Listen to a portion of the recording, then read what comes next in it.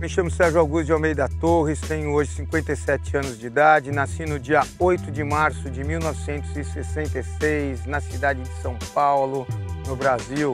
Em 1972, saímos de São Paulo e fomos para Ubatuba. Tinha alguns primos e tios que tinham casas em Mongaguá, no Guarujá, mas meu pai se aventurou já indo para Ubatuba e desde 72 que eu frequentava já a praia todos os finais de semana. Eu comecei a brincar com o surf, com aquelas pranchas de isopor, antigas Guarujá, Planonda.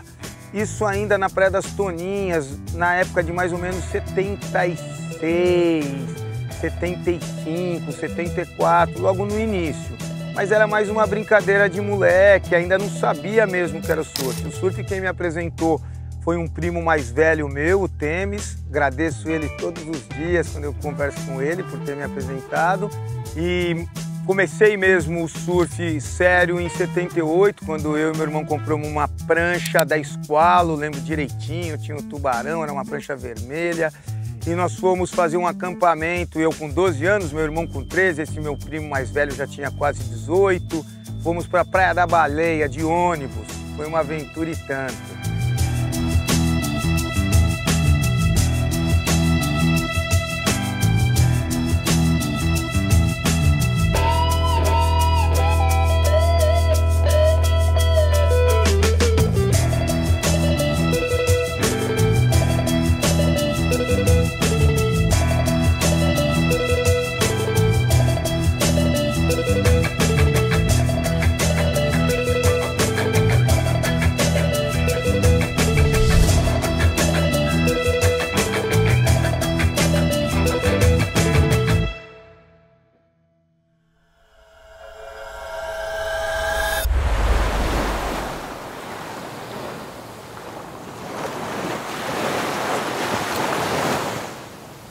Tinha um delay muito grande de revistas, de reportagens, era muito pouco que tinha de imagens, né? Mas a gente já conseguia ter algumas imagens, alguns vídeos de vez em quando que aparecia, principalmente em São Paulo, então a gente ia assistir os filmes que chegavam, a nossa turma de surfistas ali de São Paulo. Mas era bem demorado, bem diferente dessa época de hoje que você consegue ver tudo ao vivo, né? Segundo o Sundeck Classic, Ubatuba foi escolhida para sediar o evento por ser um dos mais tradicionais pontos para a prática do surf no Brasil. Na década de 60, quando apenas pescadores usufruíam e admiravam toda essa beleza natural, alguns jovens intrépidos em suas pranchas maravilhosas começaram a desvendar essas praias através do espírito de aventura. No início, tudo era divertimento, mas aos poucos o surf ganhou mais adeptos e todos eles dispostos a evoluir. A partir daí, um novo estilo de vida foi surgindo, uma maneira própria de se vestir, falar, pensar, agir, ou seja, um comportamento diferenciado que também procura preservar a natureza. Eu sempre gostei muito, sempre fui muito apaixonado pelo surf e na época nós tínhamos os nossos ídolos, né? Naquela época aparecia muito pouca imagem, mas existia os ídolos estrangeiros, Mark Richards, Danny K. Aloha do Havaí. Tinha os brasileiros, o Rico, o Bocão, o Picuruta Salazar que vinha surgindo.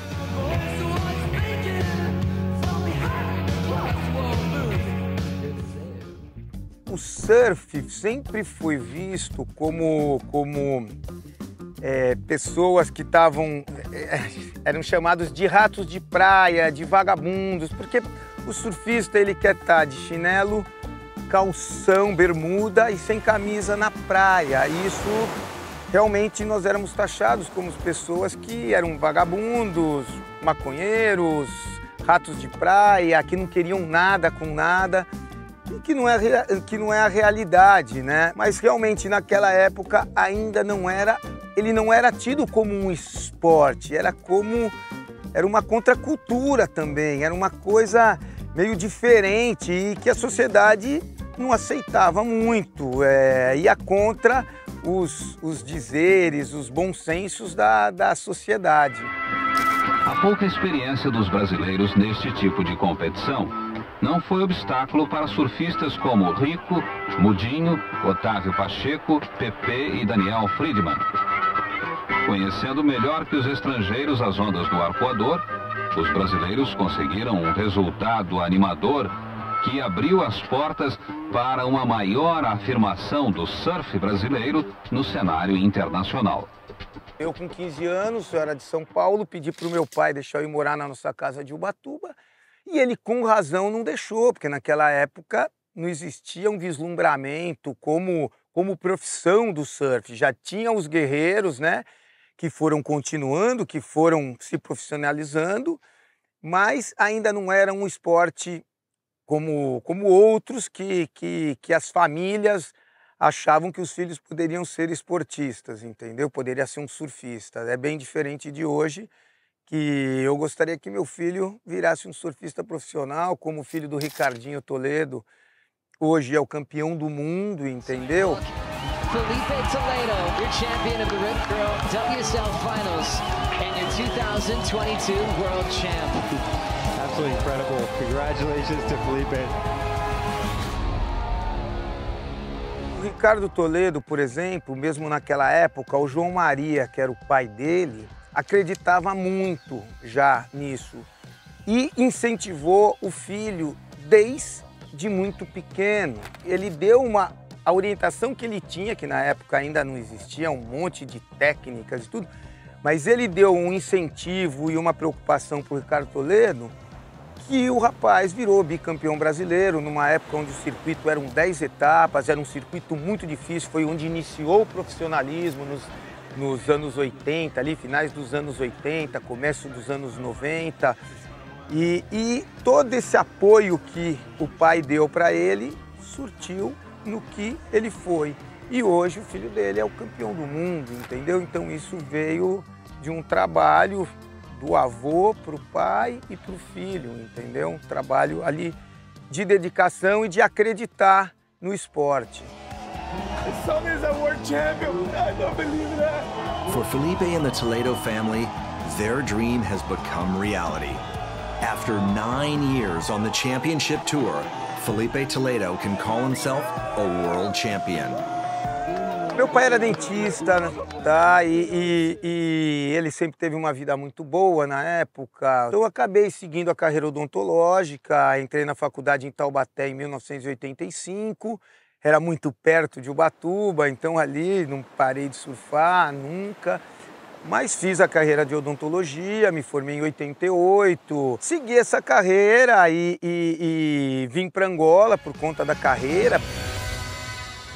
Olá e sejam bem-vindos ao Amar Angola. Sérgio Torres é um brasileiro odontologista, uma profissão que se transformou no negócio da família, com clínicas em vários pontos do Brasil. Há 10 anos, um paciente angolano desafiou-o a conhecer o nosso país. Sérgio resistiu, mas há 2 anos e meio decidiu vir para Angola. Desde que chegou, exerce a medicina dentária na especialidade de implantes, é professor universitário e proprietário de uma clínica. Este brasileiro sente-se feliz com Angola, que vê crescer todos os dias. Eu mudar para Angola foi uma situação muito atípica, porque eu estava muito bem instalado em São José dos Campos, com a minha família, com meus pais lá, com minhas filhas.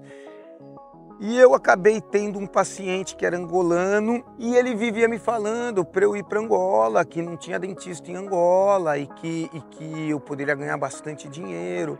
E eu acabei vindo por conta disso, conhecer o mercado e acabei gostando e também encontrei as ondas aqui. Eu acabei trabalhando, ganhando dinheiro e surfando muito, conhecendo várias praias aqui do litoral, até que eu conheci essa praia onde eu estou hoje. E em 2017 eu comecei o processo da construção do surf camp, porque aqui é um surf camp, é tudo muito roots, né? É bem selvagem, aqui é um local bem primitivo, bem encravado na costa, não tem energia, não tem água, as dificuldades são grandes.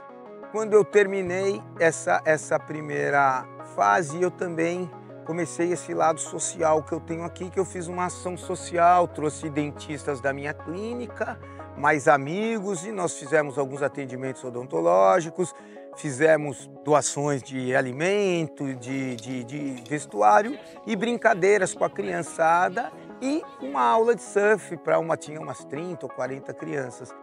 Quando ele vinha aqui pela primeira vez, ele chegou aqui nessa praia. Antes ainda não tinha essa estrutura que ele meteu aqui, só tinha essa coisa aqui. Antes nós chamávamos de branco, porque são brancos, nós vemos aqui, víamos eles a surfarem. Eu nunca surfei, nem tive contato com o surf antes do surf chegar. A meninada de lá da vila vinha, ficava com eles e às vezes brincava. Só que nós não sabíamos que o Sérgio ia vir aqui para ensinar o surf. Numa outra semana eles vinham de novo, me chamaram aqui, perguntaram quem quer surfar. Nós respondemos, queremos. E no próprio dia que nós respondemos, nós queremos surfar, nem o dia que nós começamos a surfar. E a gente chamava prancha, não surf. Eu não tinha essa conexão que um dia eu serei surfista e tal, porque eu não conhecia o que é o surf, a primeira coisa. Meu pai só queria que eu seja pescador para um dia eu lhe ajudar. Mas sempre ele falava que às vezes essa decisão não tem que ser do Senhor, tem que ser a minha. E quando pela tua primeira vez vê alguém a surfar, ela ajuda grande, dá um momento. Ainda não sabia nada mais. O Quintino ganhou a coragem de me ensinar. Depois ele me levou com a prancha bem distante. E aí veio uma onda, ele me empurrou, só que a onda me embrulhou, bebi muita água, quase que eu morria. Mas eu me orgulhei daquilo, não desisti. Então ali, em 2017, no feriado de 2 de novembro, foi quando praticamente iniciou esse projeto, já pensando em trazer alguns surfistas em 2018. E acabou que em 2018 vieram a primeira turma de amigos, todos ficaram acampados de barracas, gostaram e as coisas foram se desenvolvendo.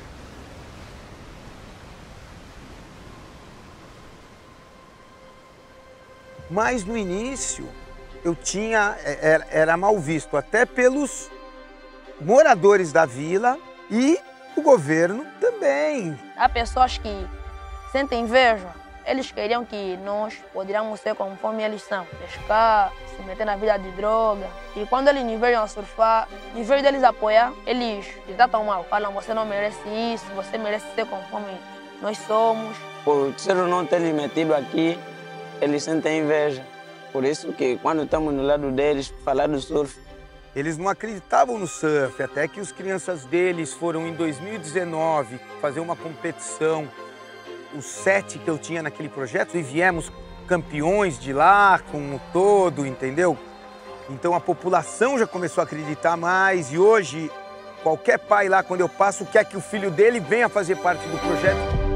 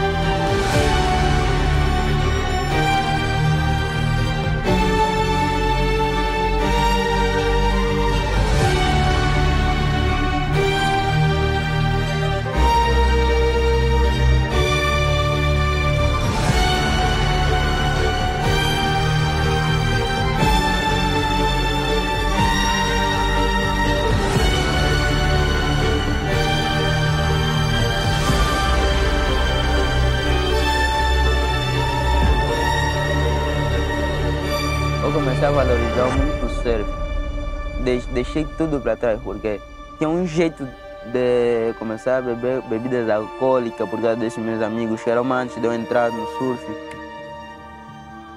Se drogava com gasolina. Eu tinha vício. Não era sempre. E nós comprávamos bebida e a gente bebia, mas desde que eu comecei a surfar, que o senhor veio falando que não é bom começar a beber de criança e tô nessa, sem beber. Tipo, depois de eu ouvir, acho que ela mudou muito a minha vida. E hoje, quando vejo meus amigos a fazerem, sinto que eu já não me importo mais com aquele vício que eu sentia. Prefiro ficar aqui a surfar e seguir a vida. Mostrou para mim que tem vários caminhos certos, não é aquele que eu levava antes. Ele só não pensa nele, pensa de uma forma que vai beneficiar todos. Não conheci meu pai, nem minha família. Só conheço minha mãe e eu acho o Tchero como um pai para mim, um segundo pai para mim. Ele nos ensinou muita coisa, tipo, uma organização, preservar a natureza, como é preservar a natureza, como é que se deve respeitar os outros, assim. Sem o Tseru fazer a escola aqui, eu não estaria a estudar. Graças a Deus ele veio aqui, colocou a escola. Eu não sabia ler nem escrever, agora sei ler, sei escrever o meu nome. As vilas de pescadores, eles têm uma vida muito sofrida, muito difícil. Não tem água, não tem luz, não tem saneamento. A comida que eles comem é o peixe que vem do mar. Às vezes o mar está batendo e não vem peixe. Agora, a escola, a educação, o esporte, o surf, isso pode transformar. A escola a gente foi montar em 2018 para 2019. E o projeto de surf ali ainda era um negócio que eu só estava ensinando alguns garotos que eu vi que gostavam. Mas eu botei a escola primeiro, porque eu falo para os meninos e falo para os pais. Eu não quero um surfista ignorante, eu não quero, porque o que eu quero é um dia um menino daqui representar o país lá fora. E se não tiver estudo, se não saber ler e escrever, saber pronunciar o seu nome direito, saber o que está fazendo, não adianta ser surfista. Ir para lá vai, mas não vai conseguir passar nada. Eu quero que eles saibam do surf e quero que eles aprendam a ler e escrever, porque se eles não derem certo como os surfistas, eles podem dar certo como qualquer outra coisa que eles queiram fazer da vida deles.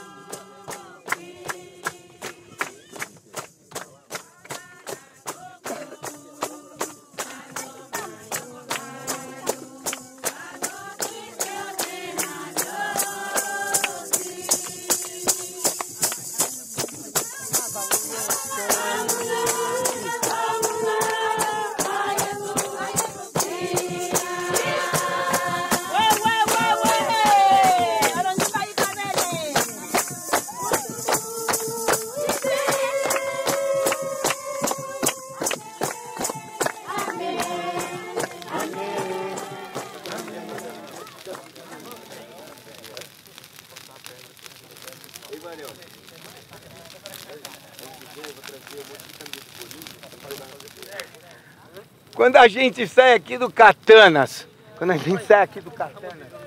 para ir lá para competir, lá no Cabo Ledo, a gente tem um hino, né? A gente sai cantando e chega lá cantando. Por isso que a gente dá chance para eles. Por isso que na verdade não dá chance nenhuma. É mais ou menos assim que acontece, ó.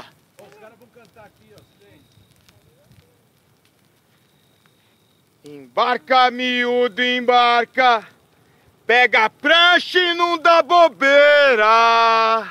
Nós vamos da nossa praia fazer barulho na praia alheia. Nós vamos da nossa praia fazer barulho na praia alheia. Embarca, miúdo, embarca, pega a prancha e não dá bobeira. Saímos da nossa praia pra pegar onda na praia alheia. Nós vamos daqui da praia pra fazer onda na praia alheia. Agora, molecada, é com vocês! Moriô, tem onda! Ê, Moriô, tem onda! Ê, Moriô, tem onda! Ê, Moriô, tem onda! Equipe do Catanas já chegou! Tem onda! Equipe do Catanas vem surfar! Tem onda! Equipe do Catanas tá aqui! Tem onda! Equipe do Catanas quer ganhar! Tem onda! Ê, Moriô! Tem onda! Ê, Moriô! Tem onda! Ê, Moriô! Tem onda! Nós somos surfistas do Quicombo! Tem onda! Moramos lá na praia do dengue. Tem onda. Nós temos muita garra e muita gana. Tem onda. Nós somos da equipe do Katana. Tem onda. Ê, Moriô. Tem onda. Ê, Moriô. Tem onda. Ê, Moriô. Tem onda. Equipe do Katana já chegou. Tem onda. Equipe do Katanas vem surfar. Tem onda. Equipe do Katanas tá aqui. Tem onda. Equipe do Katanas vai ganhar. Tem onda. Ê, Moriô. Tem onda. Ê, Moriô. Tem onda. Ê, Moriô. Tem onda. O surf, antigamente, era uma tribo. Mesmo na época que eu comecei, que já era uma segunda ou uma terceira geração no surf brasileiro, porque aqueles amigos que vinham de São Paulo para Ubatuba, todos se conheciam e todos conheciam os surfistas locais. Então, ele globalizou de uma forma tão grande que hoje já não é mais uma tribo, já não tem mais aquilo que tinha, aquela essência que o surf tinha, de fogueiras, de luais. Hoje encontra-se, mas mais restrito, mais para poucas pessoas, porque ele globalizou. E aqui ainda não, aqui ainda é muito tribal, o país é muito tribal. A gente faz as fogueiras, ainda acampa-se, a comunidade está meio junta, o pessoal se conhece ainda, porque também é um local restrito.